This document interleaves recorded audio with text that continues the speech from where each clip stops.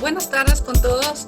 Estamos hoy en el tercer día del Seminario Internacional de Comunicación Política y Crisis Democrática y esta tarde nos acompaña Lila Lucchesi. Lila Lucchesi va a darnos una conferencia titulada Escenarios mediáticos y nuevas rutinas de información. Como todos ustedes saben, las preguntas se van a recibir vía chat. Después, al final de la conferencia de Lila, ella va a proceder a contestar todas estas preguntas.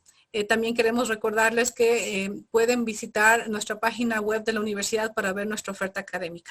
Antes de darle paso a Lila, quiero contarles un poquito quién es ella. Ella es profesora de las Universidades Nacional de Río Negro y de la de Buenos Aires. Sus estudios postdoctorales los hizo en el CEA CONICET y su trabajo fue publicado en la ciudad de Córdoba. Fue directora de la Escuela de Estudios Sociales y Económicos y actualmente es profesora adjunta regular de la carrera de Ciencias de la Comunicación Social. Ha dictado clases en las universidades de Belgrano, Palermo, Lomas de Zamora, entre otras. Es titular en las maestrías en periodismo de la Universidad de San Andrés y en la maestría de comunicación interactiva. Gracias, Lila, por acompañarnos. No, gracias a ustedes por la invitación, gracias a vos y a Pablo, gracias a todo el equipo que están facilitando todo lo posible, desde algunos problemitas que yo tuve con los dispositivos, y gracias a todos los que están en la sala o fuera de la sala escuchando esta conferencia. En principio contarles que cuando nosotros empezamos a pensar en estos temas, la idea era hablar de la crisis de la profesión, no de la crisis de la pandemia, digamos. La pandemia nos sorprendió a todos en una situación que no esperábamos, que tenía algunas situaciones críticas respecto de lo que había sido conocer los medios. Entonces, en el primer slide tenemos... para que vean, hacer un esquemita, una pregunta que me dice yo cuando se acercó la fecha y después de 3 meses de encierro, no solamente mío, sino de todos, ¿qué era cuando nosotros empezamos a charlar acerca de estos seminarios? ¿Y qué es, en este contexto, una crisis? En principio, se me ocurre a mí que los acontecimientos y las narraciones en otros momentos críticos tenían diferencias espaciales, ¿no? Entonces, si podemos ir a la primera, que no es la portada, gracias. Entonces, decía que en otros momentos donde se generaban acontecimientos, no acontecimientos, digamos, noticias globales, ¿no? El acontecimiento era local, por ejemplo. Si pensamos en ejemplos clásicos de noticias globales, nosotros estábamos pensando en la guerra del Golfo, estábamos pensando en la caída del muro de Berlín, podemos estar pensando en la caída de las torres o el ataque a las Torres Gemelas, que estaban situados en un lugar específico y que luego se globalizaba su narración, su relato, su comunicación.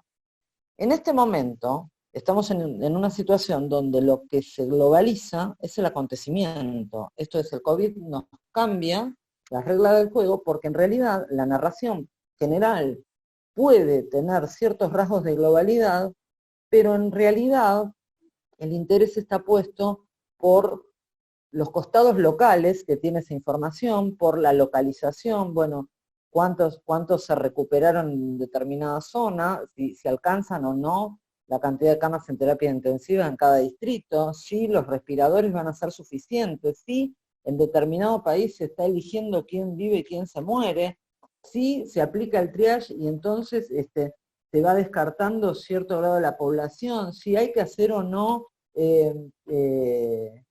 una especie de contagios controlados, y eso se va haciendo aún adentro de cada país, digo, lo hablábamos antes de empezar, y también aplica al mío y también aplica a todos los demás, cada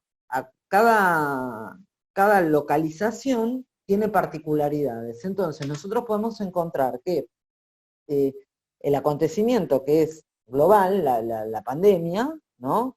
que arrastra a todos los ciudadanos, digo, y que empezó como una cosa local, porque aparentemente empezó con un guiso de murciélago en China, y que podemos pensar que empezó así, a lo mejor no, a lo mejor algún turista que viajó a ese lugar no es que se contagió comiendo el guiso, sino que a lo mejor llevaba de otra parte, no lo sabemos, no sabemos cómo es el origen todavía, no sabemos demasiadas cosas, pero lo que es cierto es que el acontecimiento, esto es la circulación de un virus que contagia de una manera muy rápida y que se propaga muy rápidamente, es global.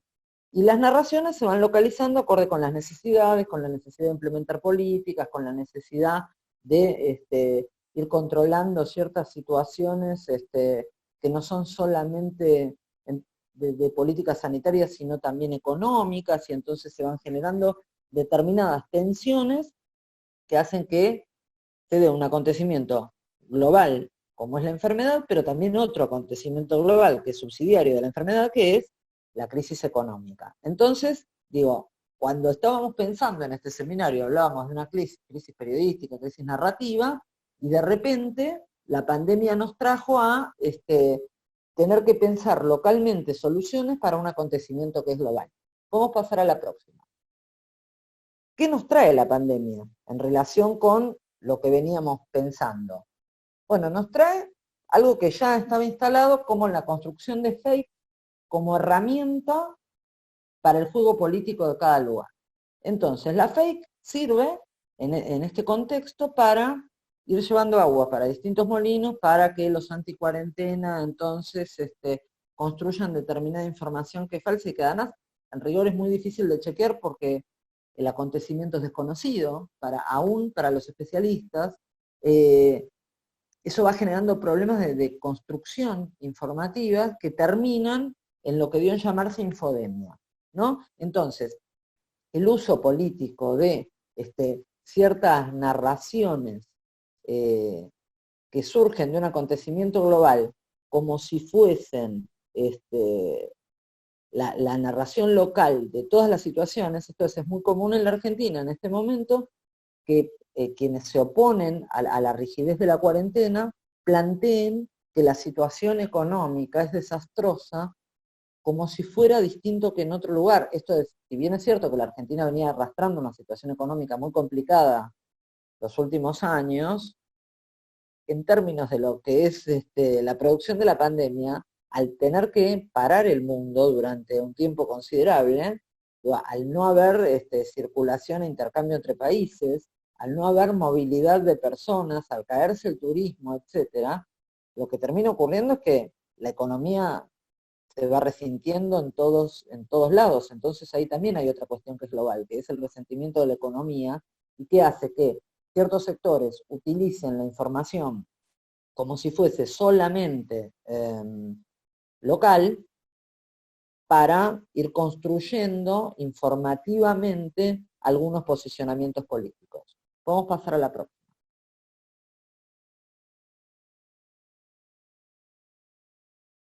En ese sentido, a mí me parece que es bastante interesante ver qué ocurre dentro del ecosistema digital cuando veníamos planteando campos relacionales, ciertas situaciones relacionadas con unas asimetrías invertidas. Esto es, digo, si el ecosistema digital en términos de construcción de noticias y el uso de las noticias para construir políticamente tenía una idea que en algún momento, y en términos muy románticos, podía pensarse como democratizadora, en realidad, si bien esa democratización no se produce dentro del ecosistema, lo que sí pasa es que al colisionar el modelo de negocios del ecosistema mediático tradicional con nuevas formas que tienen que ver con convertirse en producto para no pagar por información, y a la vez la irrupción de las redes que hace que aquellos consumidores o públicos o audiencias que conocíamos y que de máxima podían mandar una carta de lectores o un mensaje a un programa de radio para quejarse de algo,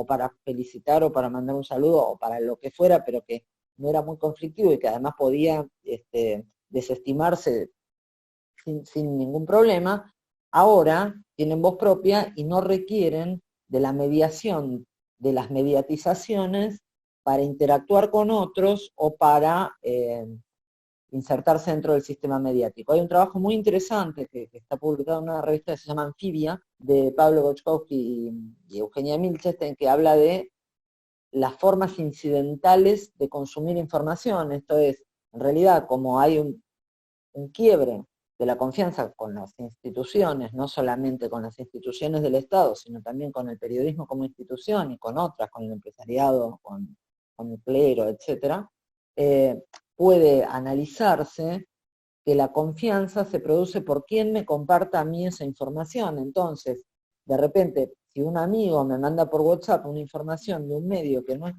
muy confiable, el que me genera la confianza es mi amigo, no el medio. Y accedo al medio a través de cliquear en el link que me mandan en un WhatsApp, por Messenger o por la publicación de un tweet, etc. Entonces ahí lo que termina ocurriendo es que, por un lado, en un contexto en el que las empresas periodísticas pierden financiamiento porque también ocurre que los clientes tradicionales ya no requieren tampoco de la mediación de las empresas mediáticas para acceder a públicos específicos, y que además es mucho más barato contratar un community manager que pueda producir segmentaciones adecuadas para aquel público específico al que quiere llegar una empresa determinada, que puede ser, no sé, de cigarrillos o de pintura, da igual, que gastar en una pauta publicitaria enorme que no garantiza ser consumida, porque los usuarios tienen la posibilidad de esquivar la pauta publicitaria. Entonces, en ese sentido, hay por un lado una situación de desfinanciamiento y por otro lado una situación de falta de confianza de los usuarios, que lo que termina haciendo es que el protagonismo que tenían los medios a la hora de distribuir la información social se ve menguado en la medida en que, por otro lado, también ocurre que esos usuarios que habitualmente estaban en una situación asimétrica porque había un saber que no tenían, y para eso estaba la prensa, para poder acercarles un conocimiento, un saber, una información que ellos no tenían, de repente empiezan a tener un mayor protagonismo en la medida en que están en las redes, se interactúan, se relacionan de otro modo, pero además pueden estar en el lugar de los hechos, cosa que cada vez menos hace el periodismo. Entonces el periodismo es cada vez más de escritorio y hace una lógica como de curaduría, etcétera, y entonces lo que termina ocurriendo es que cobran protagonismo los usuarios y entran en tensión con quienes históricamente eran formadores de opinión. Podemos ir a la próxima. En ese contexto se dan brechas de distintas características. Digo, hasta hace unos meses, también esto es algo que la pandemia nos tira como un cachetazo, ¿no? Podíamos suponer que las brechas no eran tan virulentas como demuestran estos números, ¿no? Esto es, que 4.540 millones de personas usan Internet, solo 3.800 millones usan redes sociales, pero que la penetración de la web a nivel global es de menos del 60%, es del 59%, y el uso de redes es del 50%. Con lo cual, esa burbuja que se genera de todos usamos Twitter, cuando en realidad sabemos que Twitter lo usan muy pocos usuarios, que Facebook sigue manteniendo la delantera en la cantidad de usuarios, y que luego WhatsApp viene a reemplazar y deja de ser una mensajería para transformarse en una especie de red, nos pone de manifiesto que hay una brecha en relación con la penetración de la web en distintos territorios que no estábamos teniendo tan en cuenta. Esto es que el número es más bajo ahora que hace unos años, de la penetración de la web a niveles globales. Que por otro lado, y que a mí siempre me parece una variable que hay que tomar en cuenta, que es la de analfabetismo, ¿no? Que si en un mundo donde hay 781 millones de adultos que son analfabetos, de los cuales 175 millones son jóvenes, y que el 25% en los países con menores ingresos de los jóvenes son analfabetos y no tienen acceso a la web, se está generando una especie de realidad paralela en la cual esa brecha es cada vez más grande, porque, digo, es lo mismo que que se va dando con las discusiones respecto de la cuarentena y su flexibilización, ¿no? Bueno, fantástico, cuando uno puede hacer teletrabajo porque tiene cobertura de redes y más de un dispositivo, etcétera, no tiene ningún problema en hacer teletrabajo, pero si uno piensa que hay un 25% de jóvenes, por ejemplo, que no tienen acceso ni al dispositivo, ni a la conectividad, ni tampoco al lenguaje con el cual dar cuenta, hay un problema bastante grande para resolver que va mucho más allá de cómo se gestionan las situaciones económicas en contexto de pandemia. Entonces me parece que hay otra cuestión que hay que tener en cuenta, y podemos ir a la próxima, que es la de las brechas de interés, ¿no? Hay una idea de que desde los medios se percibe como totalizadora o como totalizador el interés que es propio. Y no necesariamente ese interés coincide con el interés de los usuarios en términos de coberturas, en términos de temáticas, en términos de intereses de otro orden o en términos de cómo hacer correr determinados programas acorde con la capacidad o con la cantidad de datos que puedan tener. Digo, está ocurriendo con el tema, supongo que debe haber pasado en Ecuador también, con la virtualización del sistema educativo, que sí, está bien. Los docentes están haciendo lo que pueden, y digo lo que pueden porque yo en mis propios equipos de trabajo tengo gente que tiene problemas, no solamente en relación con la cantidad de dispositivos que tienen, porque hay gente que trabaja en oficinas y que entonces a lo mejor no tiene una máquina de escritorio. Yo, como habitualmente trabajo en mi casa, requiero tener un espacio y requiero tener dispositivos, pero hay casas donde hay un solo dispositivo y hay 3 niños que tienen que hacer la tarea digital. Y entonces los padres que tienen que hacer teletrabajo, con suerte podrán usar el teléfono, o no. Y a lo mejor pueden o tienen dispositivos, pero lo que no tienen es espacio físico. Entonces empieza a haber una tensión que genera un alejamiento respecto de quienes están ofreciendo información y con qué criterio, y aquellos que requieren información, pero que hay ciertas situaciones que no negocian. Entonces se generan ciertos cambios en la narratividad donde uno tiende a encontrar que quienes producen información terminan culpando, por ejemplo, de las fakes a quienes son usuarios de información, cuando en realidad lo que no se da es una discusión de por qué circulan. Podemos ir a la próxima. Se ha visto también con la pandemia que los medios tradicionales han crecido, o sea, no el papel, que ya venía en baja desde antes y que ahora, incluso hasta por miedo a tocar, decrece. Pero los medios electrónicos siguen teniendo una penetración que es mucho más alta que el 59% de Internet, con lo cual uno puede pensar que la televisión tiene una penetración generalizada y que la cultura de la retroalimentación, de la cultura de la narración audiovisual, empieza a tener retroalimentaciones con la cultura digital. Esto es, uno puede ver diseños de pantalla en los noticieros o en ciertos programas donde la conexión entre conductor y panelistas o entrevistados es por la misma vía que estamos teniendo nosotros ahora, y que entonces empiezan a diseñar las pantallas como si fuesen mosaicos de Zoom.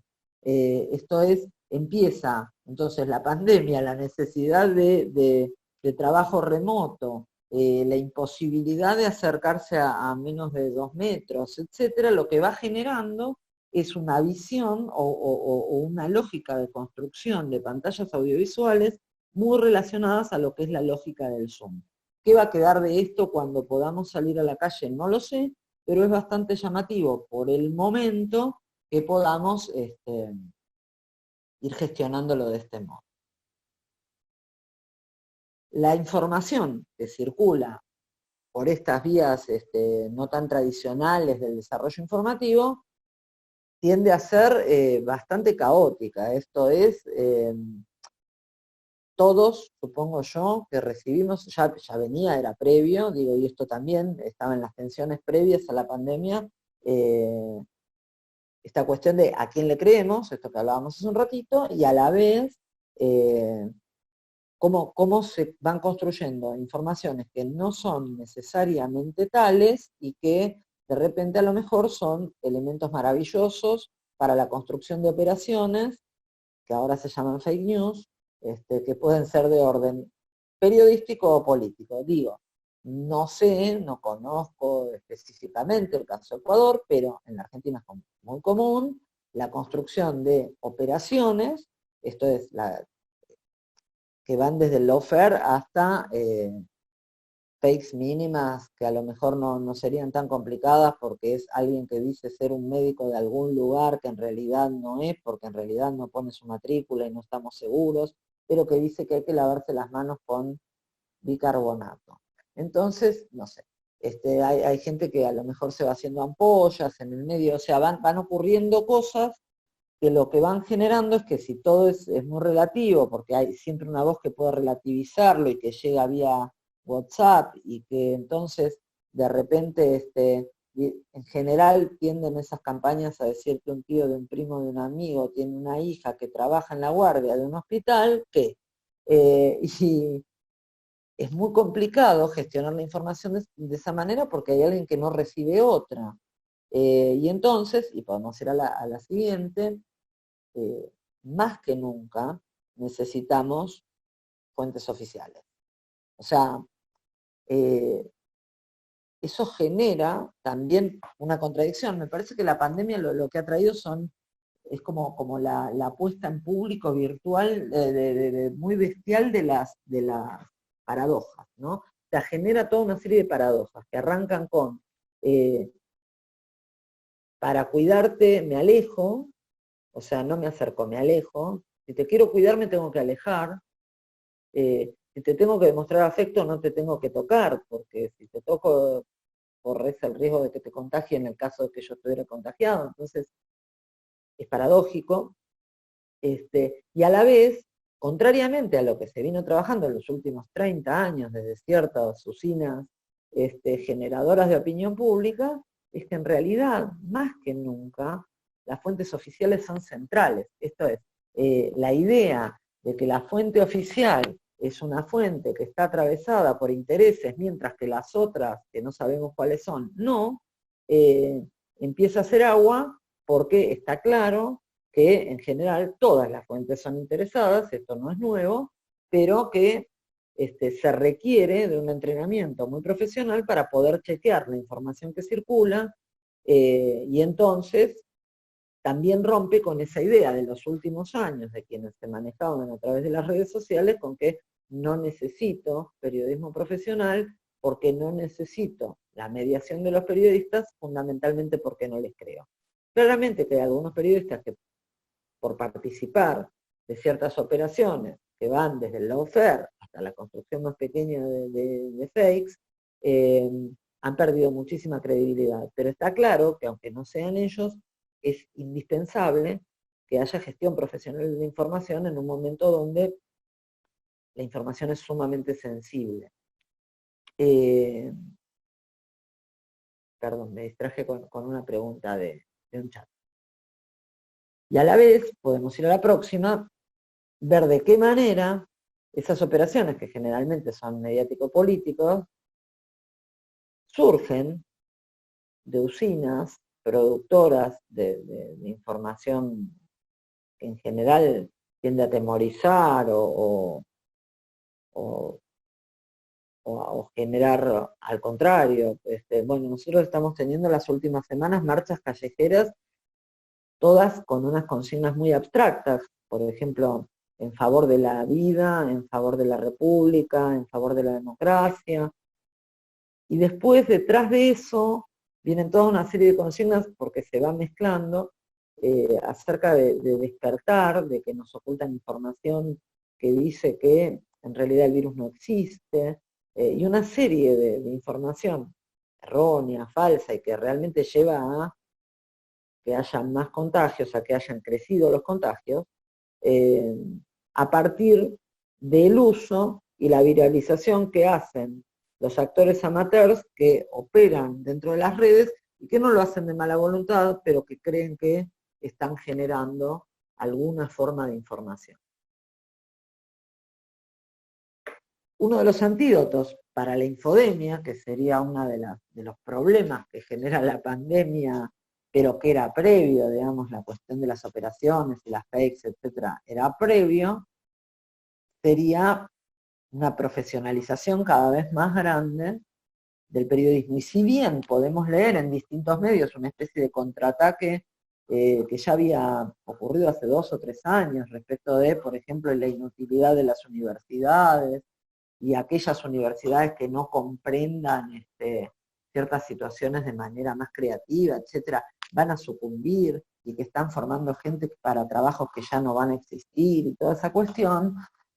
Bueno, me parece que en términos de lo que es gestión informativa, cada vez más hacen falta profesionales más avesados para poder comprender los acontecimientos y de esa manera gestionar la información de un modo más profesional. Podemos ir a la siguiente. Y en un periodismo que sea más profesional, pensando en una preservación de la información socialmente necesaria, claramente hay cosas que puedan resultar muy innovadoras, como por ejemplo el uso de ciertas tecnologías, y hay cosas que estaría bien rescatar. Digamos, si uno piensa en el proceso de newsmaking, desde que las redacciones funcionan prácticamente como oficinas burocráticas en las que la gente cumple horarios y no sale a la calle, tal vez sería conveniente empezar a pensar en unas rutinas de trabajo que implicaran un contacto cara a cara con las fuentes y donde no se citara el mismo tweet que está viendo el usuario, porque entonces el usuario dice, bueno, si en realidad me va a poner en una nota una cosa que yo leí en Twitter, en la página del presidente o de quien sea, ¿para qué voy a leer el medio si yo tengo el mismo acceso, o lo que es peor, el profesional tiene el mismo acceso que yo a la información social?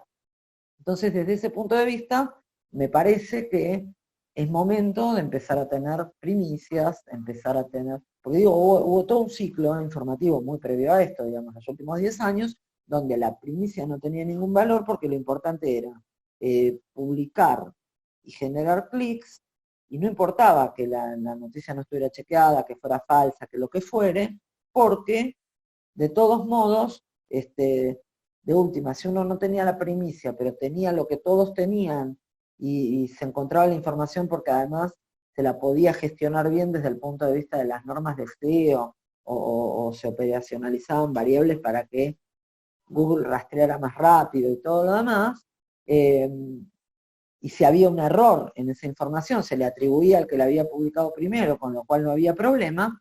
En este momento me parece que si se quiere retomar algún cierto protagonismo entre las audiencias, en términos de lo que es liderazgo de la información, pero también la generación de un mercado que permita que la industria periodística genere dividendos y sea rentable, es momento de invertir en redacciones, de invertir en tratamiento correcto de los datos, capacitación de los periodistas, salida a la calle en una rutina que tiene que ver con ir y ver y chequear con las fuentes de primera mano y no mediatizadas a través de 2 páginas web, 3 cuentas de Twitter y 4 publicaciones en portales de la competencia, para poder pensar en ciertas formas innovadoras que en algún punto encuentran en el modo de producir su mejor forma en la tradición, digamos. Tal vez la forma más innovadora de generar información confiable que pueda mitigar las operaciones relacionadas con las fakes y que genere además una situación de confianza con aquellos que se transforman en audiencia, es volver a ciertas prácticas tradicionales como salir a la calle, tomar un café con nuestras fuentes en off, saber quiénes son, no tener vínculos solamente por WhatsApp. Y entonces, digo, la viabilidad es posible en la medida en que haya una inversión, no solamente en cuestiones estructurales como de qué modo se va a producir la información, sino también en cuestiones narrativas, porque, digo, lo hablábamos el otro día con un colega que, está bien, hablamos de narrativas transmedia todo el tiempo, pero lo real es que la innovación en transmedialidad no suele estar en las redacciones de los medios, ni aún de los medios digitales, o sea, suelen estar muy en los bordes, suelen estar en las universidades, en los medios de vanguardia o alternativos, en ciertos medios comunitarios, pero en general no suelen estar en lugares distintos desde el punto de vista de lo que es, o lo que bien llamarse en otro momento, el periodismo profesional. Y ese periodismo profesional, cada vez más, podemos ir a la siguiente, está sustentado en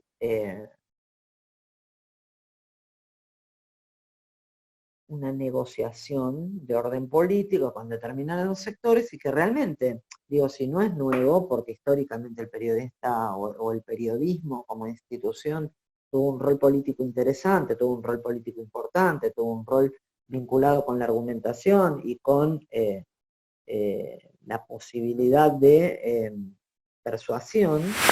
En los últimos tiempos, en la medida en que no hay inversión en las coberturas mínimas, lo que termina siendo es, como una generación, podemos pasar a la próxima,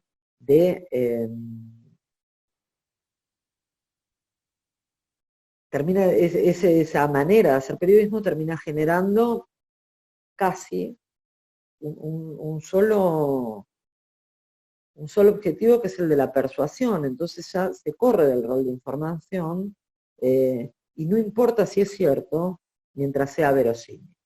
Desde ese lugar, a mí me parece que la profesionalización es central y que hubiera sido central en este momento por la complejidad de la información, ¿no?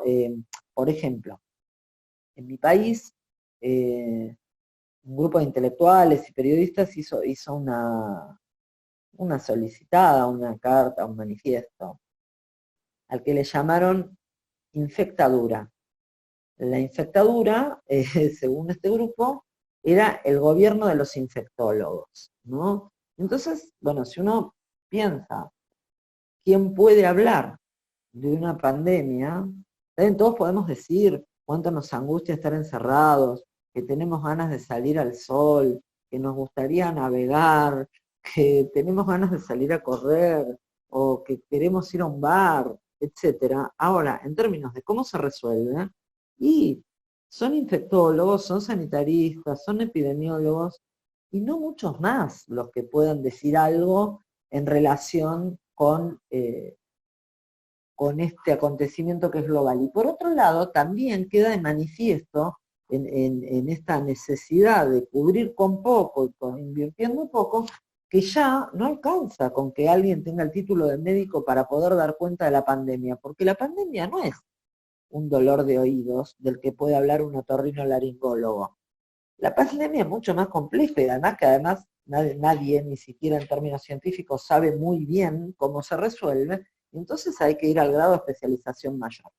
Me parece que se puede hacer un correlato en términos de lo que es el tratamiento de la información, que luego va a afectar la toma de decisiones políticas, que no es cualquiera el que puede informar sobre situaciones que afectan a la vida cotidiana, porque te hace correr el riesgo a la población de tener serios conflictos de salud. Entonces, si se reconfiguran los criterios de noticiabilidad, o se reconfiguraron previamente, digo, uno podía pensar que la viralización, digo, yo hace un par de años escribí un artículo que hablaba de eso, que la virtualización es un nuevo criterio de noticiabilidad, ¿no?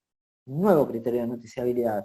Si es viral, aunque todo el mundo ya sepa que mamá Chubaca le compró una máscara al hijo, pero cuando se la puso dijo, no se la voy a dar, y se empezó a reír, y la vieron millones de personas alrededor del mundo, y que en realidad no tenía ni un solo criterio de noticiabilidad de los tradicionales, porque una señora que le compra un regalo al hijo y que decide no dárselo porque le parece gracioso usarlo ella, no es noticia en general. Una señora desconocida en una juguetería, no es noticia, pero como a mucha gente le dio gracia, lo compartió y lo viralizó, terminamos teniendo coberturas de Mamá Chubaca hasta en radio, que en realidad era gracioso si uno veía el material. Ahora en radio, que te contaran, como estoy diciendo yo ahora, que era una señora que se ponía una máscara y se reía carcajadas, no era tan gracioso. Sin embargo, todos los que tomaban decisiones de noticiabilidad decidieron que, como lo habían visto millones de personas, no podía faltar de la agenda periodística en ningún lugar del mundo. Y entonces se empieza a generar un reajuste del proceso de newsmaking, porque en lugar de salir a la calle o de ir a buscar cierta información, lo que se hace es ver qué es trending topic, ver cuál es el video más visto de TikTok, ver que es mucho más barato, por otro lado, y que tiene lógica en un contexto donde la pauta publicitaria va menguando. Pero eso deja medio desnudo a los medios con su sistema de línea editorial, porque quedan parados solamente en un lugar de opinión donde los datos que tienen para aportar son muchos menos que los que tienen sus propios usuarios, y eso los descentra del rol del protagonismo al que estaban acostumbrados. Podemos ir al próximo slide. Esto, digo, genera desconfianza, no solamente en quienes producen una información que no es del todo relevante, o lo que es peor, hacen una operación de puesta en igualdad de cuestiones gravísimas con cuestiones que son nimias, como Mamá Chubaca o cualquier otra cosa, digo, porque pueden llegar a ocupar el mismo espacio en una portada, y termina por descalificar a la política generando actitudes antipolíticas, que yo no creo que la generen los medios. Esto quiero hacer una salvedad, ¿no? O sea, en realidad los medios tienen eco en esos usuarios. O sea, si no hubiera usuarios que consideran que la política es descalificable, por más que los medios lo hicieran, no tendría razón de ser. Realmente, si uno mira las marchas, digo, yo vivo en un país que ha tenido dictaduras, y en un país que ha tenido dictaduras, decir que una cuarentena es dictatorial es realmente no tener memoria, o no conocer historia, o despreciar profundamente el sistema de partidos, la democracia y la posibilidad de la alternancia en los gobiernos. Entonces, digo, lo que genera en términos institucionales la construcción de un discurso antipolítico sustentado en la poca inversión para hacer coberturas periodísticas y en un sentido común que prima en ciertos sectores de la sociedad, termina por erosionar nada más ni nada menos que lo que se dice defender, que es la república y el sistema democrático. Yo llego hasta aquí porque creo que estoy en tiempo, creo que no, estuve más rápida, pero bueno, así charlamos un ratito más. Les quiero agradecer mucho nuevamente a quienes organizan el seminario, la posibilidad de compartir con colegas que admiro profundamente, y a todos los que están, gracias por estar. Gracias, Lila. Tenemos varias preguntas. Tengo la última placa, si quieren, si la querés poner, Gaby, porque están ahí todos mis contactos, por las dudas. Si me quieren contactar, puede ser que a lo mejor en algún momento yo me desborde y no conteste rápido, pero tiendo a contestar. Ok, perfecto.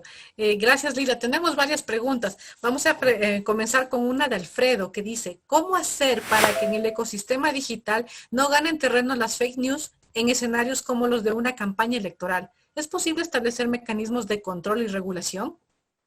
Es difícil establecer control y regulación porque siempre se está al borde de la censura, digamos, ¿no? No se puede, digo, sí se puede regular, pero ex post, digamos, no se puede de antemano decir, bueno, prohibimos la publicación de determinada información. Ahora, lo que sí es que sí, hay medios que se caracterizan por publicar operaciones y fakes e información no chequeada, en el caso, porque no siempre es voluntario, digamos.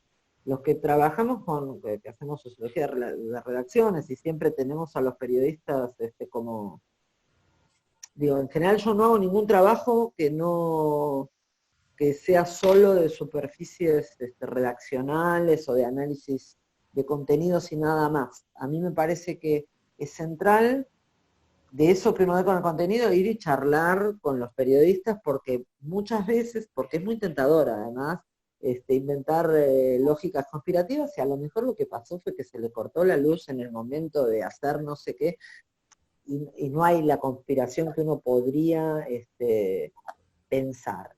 Entonces siempre está bien ir y ver cuál es el procedimiento, con cuánto presupuesto trabajan. A mí es algo que me carcome la cabeza. O sea, cuánto ganan y cuál es el presupuesto para producir, porque sin plata es difícil. O sea, y se ha generado una cosa que yo le digo en broma, la lógica Cáritas, no sé si en todos lados, pero aquí todos los años cuando se hace la colecta de Cáritas de la Iglesia Católica, eh, el eslogan es más por menos, ¿no? Entonces yo a veces en broma digo que, que las empresas mediáticas usan la lógica Cáritas, que a los periodistas les piden mucho más por menos, porque es, bueno, gestiona desde tu casa, paga vos la conexión a internet, paga vos tus propias cargas sociales, te voy a pagar contra entrega de la nota, esto es cuando vos me entregas la nota, pero no cuando te contraentrega, contra publicación, que por ahí tarda 2 meses más, etcétera. Y en ese contexto, a veces les pedimos demasiado a los periodistas, digo yo. No justifica, o sea, que ganen poco no justifica que hagan mal el trabajo. Lo que quiero decir es que si los medios quieren tener productos de calidad, debieran invertir en esa calidad, que es algo que yo no veo que esté pasando. Porque además, en algún punto tampoco les afecta demasiado. Hace unos días pasó en un noticiero aquí, que en realidad fue el noticiero que puso a circular una fake, y terminaron diciendo que, bueno, en realidad la persona que habló en la calle les dijo mal el dato. Bueno, sí, está bien, puede pasar. El tema es, nadie chequeó ese dato y salieron al aire diciendo una cosa que complicaba el prestigio de una persona, etcétera, y que, bueno, no era tan simple, pero las cosas hay que medirlas, y me parece a mí que siempre hay que medir cuánta inversión hay, qué honorarios cobran los periodistas y cuánto tiempo les dan para hacer las cosas. Digo, yo tengo entrevistas hechas con periodistas de portales informativos que llegan a hacer 20 notas en el día. ¿Quién puede hacer 20 notas en el día si no es copiando y pegando? No es viable, no es viable. No es viable salir a la calle, no es viable, no es viable nada, no es viable pensar en 19 temas distintos tampoco. Entonces, digo, me parece ahí a mí que va a haber que reconfigurar las formas de hacerlo. Uh-huh.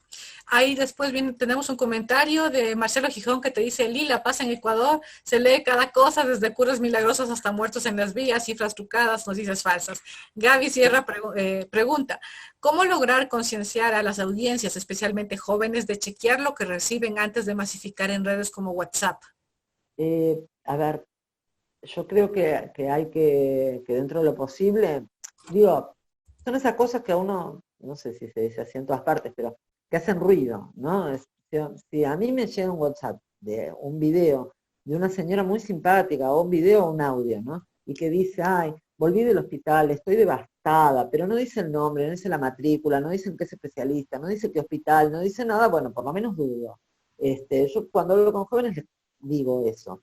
Ahora, a mí lo que me preocupa más no son los jóvenes, porque digo, hoy mismo me pasó a mí, que puse en Facebook, me dio mucha lástima, había una foto de un señor internado solo en un hospital de la Patagonia y lo puse, dice que es de Misiones, pero no se acuerda ni el nombre, no sé qué, y me escribe una amiga y me dice, la fecha es del 2015. Entonces rápidamente la saqué, digo, nada, para no generar que vuelva, para compartirlo otros, y que digo, se supone que yo trabajo con esto y me puede pasar también. Lo que creo es que a mí lo que me preocupa más no es tanto concientizar jóvenes para que no viralicen información por WhatsApp. Lo que hay que hacer, me parece a mí, es que hay que formar periodistas y operadores de comunicación para que no distribuyan ese tipo de información. Me parece. Uh-huh. Sofía Rengifo pregunta, y voy a poner también las preguntas de Alfredo porque están bastante relacionadas, y de Lenin, por favor, que es: ¿cómo poder manejar la inmediatez tan necesaria en el periodismo en situaciones de emergencia como esta pandemia para mitigar justamente las fake? Y también están preguntando si es que es necesario regular el uso de la información en redes sociales a través de una ley, y si es que tan viables son acuerdos con operadores de redes sociales, por ejemplo, entre Facebook, Twitter, etcétera, para justamente combatir el tema de fake news y se limite el impacto de la infodemia. A mí me parece complicado el tema de la regulación porque es muy difícil porque además, digo, no hay normativas globales como para sancionar, digo, los estados son nacionales, o sea, las justicias son nacionales, la justicia global es complicadísima, es muy complicado aplicar. Digo, sí es cierto que hay pautas que tienen las empresas que gestionan las redes sociales, pero también ahí me parece que ciertas operaciones han sido muy exitosas en el sentido de erosionar el papel del Estado, ¿no? Que el Estado no tiene que cobrar impuestos, que el Estado no tiene que meterse con ciertas cosas, que el Estado no tiene que intervenir, que el Estado no tiene que hacer nada, pero a Google, a Facebook, a Zoom, les regalamos nuestra intimidad, nuestra vida, etcétera. Y además ocurre otra cosa, que es que cuando los estados, no sé, abren la oficina de seguridad social de un estado municipal o el estado nacional que fuere, abren una cuenta de Facebook para comunicarle a la ciudadanía determinadas cosas y aceptan los términos y condiciones que son unilaterales, y no solamente están poniendo en juego la privacidad del Estado, digo, están poniendo en juego a lo mejor historias clínicas, que es un Ministerio de Salud. Entonces, me parece a mí que hay regulaciones que son difíciles porque no existen las formas de hacer puniciones globales, a eso me refiero. Uh-huh. Tenemos también un par de preguntas que podemos enlazarlas, que es una de Miguel y una de Doralisa Naranjo, porque ellos preguntan, ¿es viable controlar el contenido de publicaciones en las redes sociales a través de una política de Estado? ¿Y cuán negativo resulta el uso de troll centers por parte de los gobiernos, líderes políticos, entre otros, dentro de la opinión pública para su credibilidad? Yo creo que los trolls, los haters, etcétera, son sumamente nefastos.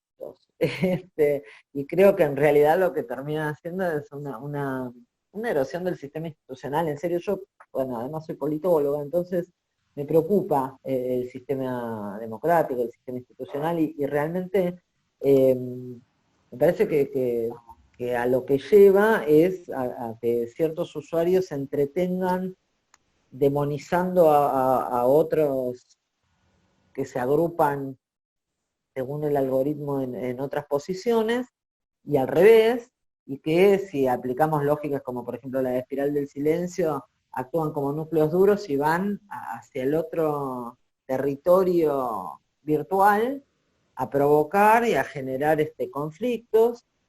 Mientras tanto van ocurriendo cosas o se van tomando decisiones políticas que a lo mejor no son ni las más adecuadas, ni las más convenientes, ni las más consensuadas, etcétera, y entonces eso termina erosionando la cuestión de la democracia. Ahora, ¿cómo es regular las redes? Es muy complicado, es muy difícil porque el uso es global. Entonces, digo, está claro que si se aplica, o tendría que haber consensos globales, no veo que sea muy viable. Okay. Digo, pasa como con el medio ambiente, qué sé yo. No hemos logrado mitigar la capa de ozono porque digo, hay países que dicen, bueno, está bien, pero contra todo lo que yo produzco de más, aquel no produce nada, entonces yo voy a agarrarme la cuota del otro. Y uno dice, bueno, no es así la vida, y sin embargo, funciona así. Tenemos otra pregunta sobre la profesionalización, que dice, la profesionalización implica en este contexto cambio del perfil profesional y actualización de competencias de los nuevos graduados. ¿Cuáles serían los ejes los ejes clave de esa profesionalización? No, para mí es mucho más simple. Después hay cuestiones que son del orden de la innovación, que tienen que ver con el conocimiento del lenguaje. A mí me parece que es importante en este momento manejar lenguajes de programación, que es importante conocer narrativas digitales, que es importante saber ciertas pautas para posicionar el material de mejores maneras, como ciertas normas para el rastreo, etcétera. Pero me parece que lo más importante es el saber manejar información, el manejo de las técnicas periodísticas más clásicas, o sea, es cómo entrevisto, a quién entrevisto, con qué lo contrasto, cómo lo chequeo, y desde ese lugar, luego construir narrativamente de manera innovadora, a través de plataformas tecnológicas que ya sabemos que no son para todos, porque ya sabemos que solo llegan al 59% de la población global, y que de ese 59% no todos están en situación de comprensión de determinadas narrativas, ¿no? Entonces, digo, hay que saber segmentación. Digo, cuando yo estudié periodismo solo había que saber escribir. Cambiaron las cosas bastante. Sí. También dentro de este mismo punto hay una pregunta que dice, si la comunicación actual está determinada por la fragmentación y ese fragmento se presenta como realidad, ¿hasta qué punto lo que produce el periodista es fiable? Y esa presentación fragmentada no está vinculada precisamente con la profesionalización de la comunicación, periodismo, y eso no estaría produciendo profesionales de la comunicación que venden fragmentos de realidad a diferentes empresas. Bueno, la comunicación corporativa e institucional existió siempre, digamos que, y en general uno tendría a considerar que el comunicador institucional o corporativo es un comunicador que es fuente en sí mismo, digamos, es una fuente, la información que maneja es interesada, o sea, si se acerca un periodista a llevar la información es porque tiene algún tipo de interés, o sea, cualquiera que ejerza el periodismo, que estudie el periodismo, tiene que entender que es un trabajo relacionado con las negociaciones y que nadie, o sea, salvo alguien que sea excesivamente cándido, pero el resto de la población, o sea, que oficia de fuente, digo, aún en temas muy tontos, como puede ser, qué sé yo, el conflicto de una modelo con su ex marido futbolista, también tienen que ver con acercarse a quienes gestionan información por algún interés que puede ser el aumento de la cuota alimentaria o conseguir un contrato en algún programa masivo de televisión, ¿no? Digo, nunca que una fuente se acerca a un periodista lo hace, diríamos por aquí, de onda, o lo hace de simpático que es. Lo hace porque tiene algún interés en que se publique algo y que puede ser o obtener algún tipo de beneficio personal o perjudicar a otros, digamos, puede pasar eso, o dar a conocer una información en los casos mejor intencionados y todo lo demás. Pero en general, digo, la comunicación institucional siempre fue fragmentaria, a eso me refiero. Me parece que lo que yo veo en relación con la hiperabundancia de trolls, que eso sí es más nuevo como fenómeno y la generación de haters en las redes, es que se genera una situación de binarismo importante, que es así, se parece en varios lugares, digamos. En general, empieza a primar, aún en la construcción de comunicación periodística, la lógica amigo-enemigo. No importa quién sea, pero en términos procedimentales, si se quiere, es parecido. Tampoco es nuevo, porque, no sé, si yo me voy al diario más tradicional de mi país, que es La Nación, es un excelente diario, ¿no?, en términos de producto, puedo encontrar en las editoriales, desde toda la historia, desde 1871 en adelante, digo, cuando se funda el diario, se funda como herramienta política, lo funda un expresidente de la Nación, digamos, o sea, lo funda alguien con trayectoria política, entonces dice, bueno, terminada la guerra por las armas, ahora la guerra es en el campo de la palabra, ¿no? Y se da por la argumentación y se da entonces, se genera, y por eso el eslogan es tribuna de doctrina, ¿no? Y en ese momento estaba bien visto. Después vino toda la cuestión de la prensa comercial y todo lo demás, y había que mantenerse al margen, aunque todos sabemos que no funciona así, y todo lo demás, pero lo que digo es que a la hora de construir, por ejemplo, chivos expiatorios dentro de la sociedad, uno podía encontrar a principios del siglo XX que eran los migrantes italianos con ideologías anarquistas y comunistas. Luego fueron los migrantes internos, simpatizantes del peronismo, que daban en llamarse cabecitas negras, porque eran morochos, o sea, así con una lógica xenófoba, del mismo modo que antes era xenófobo para excluir a un otro pobre europeo que venía de la guerra, luego fue el cabecita negra, que era el migrante interno, morocho, pobre, del interior del país. Entonces el modo de segregación era igual, solo que lo que cambiaba era el actor víctima de eso. Luego, más tarde, sobre fines del siglo XX, fueron los movimientos piqueteros, etcétera, los jóvenes. Va cambiando quién es el actor, pero en general el procedimiento constructivo es parecido. Y en realidad porque tiene que ver con que claramente hay una acción política de los medios a la hora de construir enemigos, a la hora de construir chivos expiatorios, a la hora de construir personajes que puedan cargar con las culpas de la sociedad. Uh-huh. Ahora hay un par de preguntas alrededor de los trolls. La una dice, ¿hay alguna explicación del por qué los trolls están en Twitter más que en Facebook? Y si es que hay alguna manera de contrarrestarlos. Yo creo que la manera de contrarrestarlos, para empezar, es no contestar. Es no entrar en el juego del troll, digo, porque son difíciles. Me parece que porque Twitter es un medio de eso, es como una plataforma beligerante. O sea, Facebook a mí me encanta Facebook, y es que en general los usuarios tienen alrededor de mi edad o mayores, con lo cual yo le digo el geriátrico, me encanta, por eso yo estoy ahí. O sea, tengo cuentas en el resto de las redes, incluso tengo TikTok para ver cómo funciona, no voy a hacer ninguno. Si alguien me ve a mí haciendo un TikTok, por favor, internenme, pero nada, es para ver cómo funciona nada más. Me parece que Twitter o lo que se ve, es que la constitución de redes y quiénes son los nodos discuten con un nivel de virulencia bastante alta. En general, lo que se ve en Twitter son periodistas, políticos, formadores de opinión que podrían tranquilamente sentarse en la mesa de un bar a tomar un café, pero que deciden hacerlo públicamente para amplificar su capacidad de formación de opinión. En grupos muy pequeños, porque la red es pequeña, digamos. Twitter es una red que se retroalimenta, o sea, en realidad se influyen entre los que creen que influencian a los demás, cuando en rigor no dan por hecho que hay un 49% o 50% de la población que no está ahí. O sea, un 51 que no está en las redes y un 40 que no está en la web. Entonces, digo, le están hablando a muy poca gente, por empezar.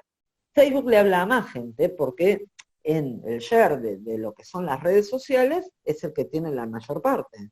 Le habla a más gente. Y en general la gente que va a buscar otra cosa, va a buscar entretenimiento, va a buscar interacciones de tipo más social, va a poner música, va a buscar un rato de esparcimiento y tranquilidad, no la construcción de un perfil de liderazgo, digamos, que me parece que es lo que hay bastante. Digo, a mí me divierte Twitter, yo en general no tuiteo porque me parece más interesante charlar con la gente con la que puedo tener en Twitter que gente con la que puedo charlar, y no necesito demostrarle a nadie que yo le puedo ganar una pulseada discursiva a nadie, o sea, me aburre. O sea, cuando yo veo colegas míos, por ejemplo, intentando ganarle la pulseada discursiva a otro, o a un político, o a un periodista, o lo que fuera, digo, qué aburrido, ¿no? Nada, por ahí es más constructivo sentarse y pensar en cómo hacer algo juntos, pero me parece que Twitter tiene ese perfil de gente beligerante, que es bastante binaria en sus concepciones, es blanco-negro, no hay grises en Twitter, y en general el modo de agrupamiento en nodos y en redes es binario, y funciona así para muy poca gente. Y me parece que hay mucho más de creencia, de autocreencia, de que eso puede influir en los demás, que influencia efectiva. Uh-huh. Ahora hay unas preguntas un poquito más sobre alrededor de la democracia. ¿Estamos camino a que la democracia entre en una nueva crisis o es la misma crisis que va optando y profundizando por otras tecnologías e incorpora nuevos y sobre todo viejos actores? ¿En qué momento se encuentra la comunicación? ¿Qué implica para la humanidad? A ver, respecto a la democracia, qué sé yo, a mí me pasa que, a ver, hace muchos años que todos decimos que está en crisis, pero tan crítica no es, en general, digo, insisto, yo vengo de un país que no es sencillo en términos de tuvimos 5 presidentes en una semana, en el 2001. Digo, y yo creo que no se fue todo más al diablo de lo que se había ido. Esto es que no hubo un golpe de Estado, que no hubo 37 muertes, no es que no hubo ninguna, sí las hubo, pero no fue peor, no hubo una guerra civil, no, justamente porque la democracia tiene bastantes anticuerpos. Me parece que el sistema, o sea, y que esos 5 presidentes que tuvimos fueron en el marco de lo que establece la Constitución. Entonces, creo que de haber sido 30 años antes, eso hubiera sido una masacre. Y que por una cuestión de apego al sistema institucional, funcionó bastante bien, y que cuando se quisieron avasallar ciertas instituciones, como por ejemplo nombrar camaristas de la Corte Suprema sin que pasaran por el Congreso, se armó rápidamente a través de las redes una movida, se dice aquí, en la que cientos de miles de personas salieron a la calle, en las plazas de todo el país, y que hizo que el Poder Ejecutivo, en ese momento Macri presidente, tuviera que dar unos pasos para atrás y decir, no, no está bien, mando los pliegos al Senado, que es lo que corresponde. Finalmente fueron votados con consenso, esas personas que querían entrar o que querían hacer entrar sin consenso, pero el ejercicio lo tuvieron que hacer. Digamos, me parece que la democracia tiene algunos problemas, pero goza de bastante buena salud. Respecto a la comunicación, en este momento estamos en un momento en el que coexisten, que coexiste el ecosistema digital para quien tenga acceso, y que esté dentro de ese 70% de los que tienen acceso, y a la vez habrá dentro de ese 60 un 10% que tienen muchísimo acceso, y otros tienen apenas acceso, con gente que es analfabeta. O sea, ahí tenemos un problema. Me parece que si la democracia tiene una deuda importante, es la imposibilidad de generar igualdad de oportunidades. Después, claramente, con las oportunidades la gente va haciendo lo que quiere, lo que puede, etcétera. Pero no están dadas las condiciones. Me parece que es una deuda de la democracia garantizarlo por la igualdad de oportunidades, para que los ciudadanos puedan decidir si quieren o no tener el acceso, si quieren ser ñuluditas y salir a romper computadoras, lo que fuere, pero digo, sabemos que hay un 40% de la población mundial que no accede sin que nadie les haya preguntado si querían, digamos, ¿no? Simplemente no acceden. O lo que es peor, hay muchos que no acceden directamente al agua. Entonces uno puede pensar en el contexto de la pandemia, ¿cómo hacemos para que no contraigan la enfermedad, pero cuando sabemos que el antídoto es lavarse las manos, personas que no tienen acceso a lavarse las manos o al agua? Y entonces, digo, me parece que es la deuda más grande, pero que las instituciones más o menos van funcionando en el continente. Digo, aún en situaciones muy complicadas como puede ser la de Brasil, ¿no? Desde Bolivia nos dicen, en Bolivia se hicieron famosos los grupos de resistencia juvenil en octubre llamados los pititas, porque con un cordel, una soga, bloquearon calles pidiendo la salida de Morales de la presidencia.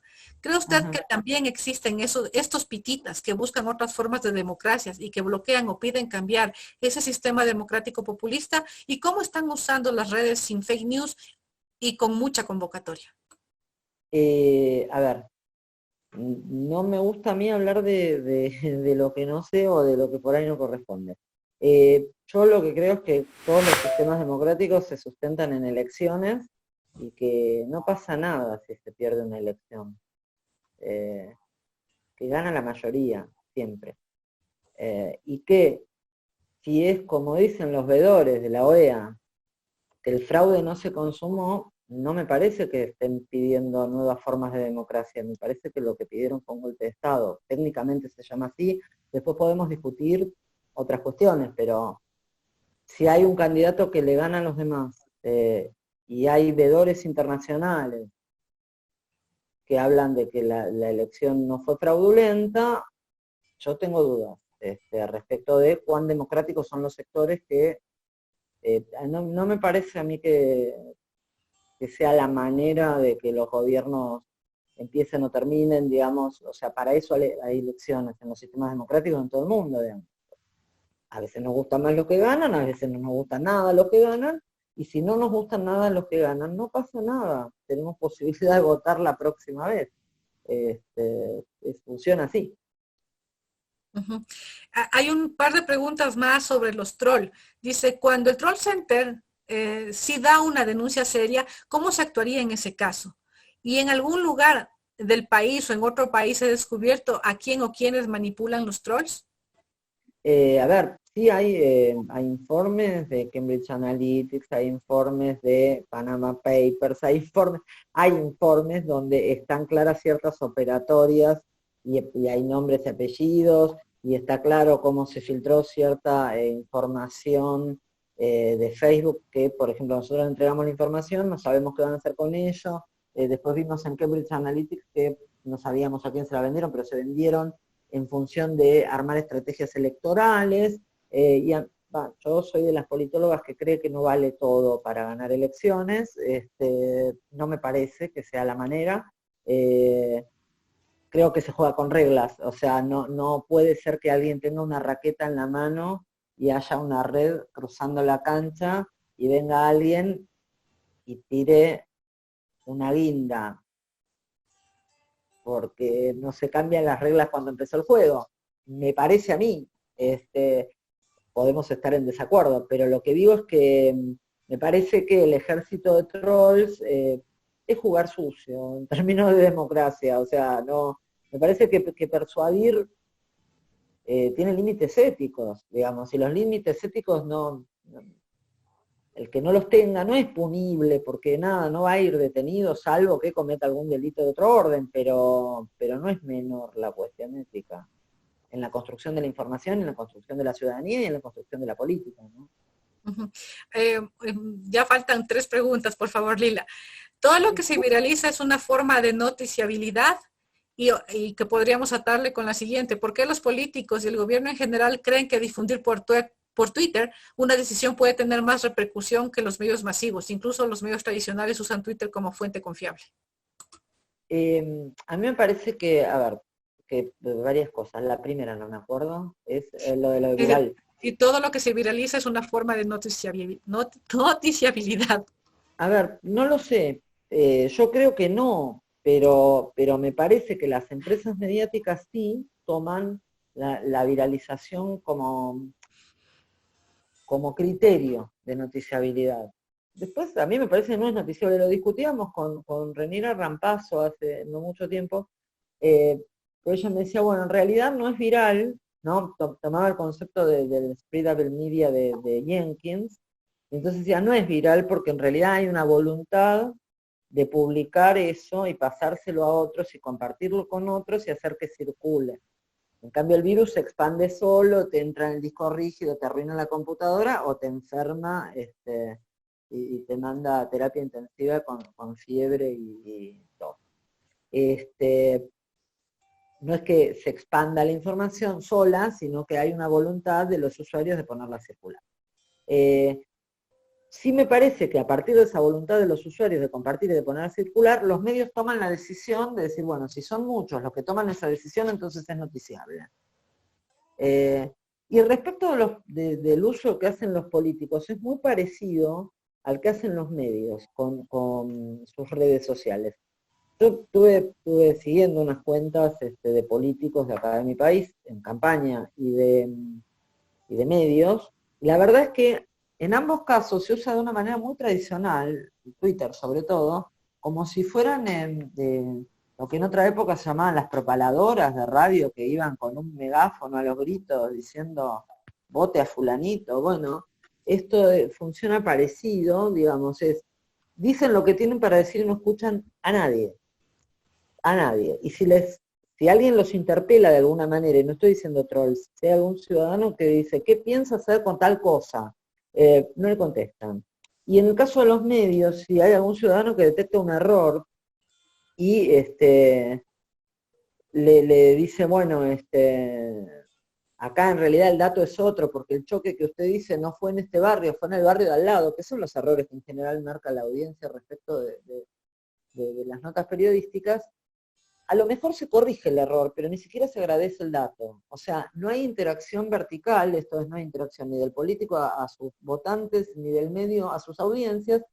Sí se permite que haya interacciones horizontales y que entonces ahí se armen esas pujas, en la Argentina diríamos Boca River, ¿no? Que es como irreconciliable, de sistemas binarios donde la gente discute a muerte, nadie escucha a nadie, todos van a decir lo que tienen para decir y nada más. Y me parece que en ese sentido es nocivo porque lo que genera es una situación complicada en dos sentidos. Por un lado, cuando uno integra una red que tiene algunos nodos que la lideran y todo lo demás, si uno interactúa con gente, solamente con gente que piensa igual que piensa igual, se tiende a creer que ese pensamiento es mayoritario, digo, que me parece que es parte de lo que ocurre con los que van y con los hilos cortan, o los que salen en mi país pensando, digo, el otro día, el sábado, 100 personas fueron al centro porteño a manifestar en contra de la cuarentena. Eran 100, nada más que 100. Ahora, yo me imagino que en los núcleos tuiteros donde interactúan, pensaban que eran millones. Porque si vos interactúas con gente que está de acuerdo, que está de acuerdo, que está de acuerdo, que está de acuerdo, empezás a pensar que sos mayoría y además que tenés razón, si nunca escuchaste otro argumento. Entonces me parece que el riesgo que conlleva esta idea de el binarismo es que de los dos lados del diámetro se piensa que se es mayoría y que se tiene razón. Y a lo mejor lo que habría que hacer es tender a escuchar un poquito, y a lo mejor no está la razón ni la mayoría en ninguno de esos dos lados del diámetro. Pero para eso hay que tener una voluntad de escucha que no se está viendo, porque se ve mucha intolerancia en las redes. Pongo un ejemplo de TikTok. No sé si están mirando en TikTok. La cantidad de adolescentes que maltratan padres no tiene nombre.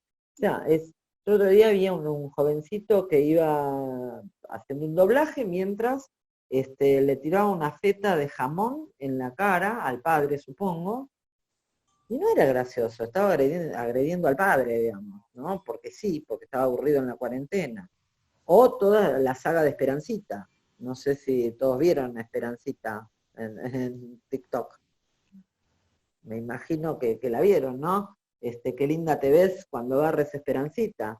Y entonces cuando se da vuelta y la mira le tiran, y lo suelen hacer con las abuelas y con las madres, y es muy violento. Y tiene que ver con, nada, con poder someter al otro de alguna manera sin escuchar ningún argumento, etcétera. Y eso en Twitter genera peleas muy virulentas, y en TikTok genera cosas que a los jovencitos, muy jovencitos, o cuasi niños, les parecen muy graciosas, pero tiene que ver, me parece a mí, con la posibilidad de binarizar la comunicación. Tengo dos preguntas finales sobre el tema de la pandemia. La una es, ¿cuál es la lección de la incidencia de las redes sociales en las noticias en esta pandemia en comparación con la cobertura de otras pandemias hace 25 años, cuando solo influían los medios tradicionales sin internet o redes? Y la otra es, ¿cómo califica el manejo informativo de los medios de la pandemia en Argentina? A ver, me parece que los medios, en algunos casos, pocos, están cubriendo con algún cierto grado de rigor. En general, yo para obtener información directamente entro a los canales de comunicación del Ministerio de Salud, por ejemplo. En general, de los Ministerios de Salud, digo, el de Nación y el de mi ciudad, que es Buenos Aires, que están gestionando la información oficial, digamos, las fuentes oficiales. En el medio hay bastantes fakes y hay posiciones muy claras de los medios, en algunos casos operando en contra de la cuarentena por cuestiones económicas, haciendo lobby en contra de la cuarentena. Otros medios oficialistas hablando a favor de la cuarentena, son menos, digamos, la mayoría de los medios en Argentina es opositor en este momento, no así en el gobierno de Macri. Lo cual también, digo, deja claro que la influencia de los medios es relativa, digamos, un gobierno que, en el viernes va a estar Durán Barba, que tiene mucho más claro que yo de la gestión de la comunicación durante el macrismo, pero lo que digo y visto de afuera es que con todos los medios a favor, a lo mejor se pierden elecciones sin que haya fraude. Y con todos los medios en contra se puede ganar por una diferencia grande. O sea, no hay una correlación tan directa entre los medios que se consumen y la idea que se tiene, o lo que se vota, o la motivación del voto. No solamente la motivación es ideológica, hay núcleos duros cuya motivación es ideológica, tanto en el oficialismo como en la oposición, ¿no? Y después hay gente que fluctúa y que toma decisiones económicas o de otro orden. Bueno, entonces Lila, muchísimas gracias por tu participación. Ha sido muy importante y muy valiosa en este seminario de comunicación política y crisis democrática. Mañana, no se olviden, tenemos a Ana Slimovich y el día viernes a Jaime Durán. De nuevo, muchas gracias y buenas noches con todos. No, gracias a ustedes, y yo voy a estar siguiéndolo porque realmente es muy interesante y fue un honor poder participar de este seminario. Así que gracias, muchas gracias. A ustedes, gracias, buenas noches.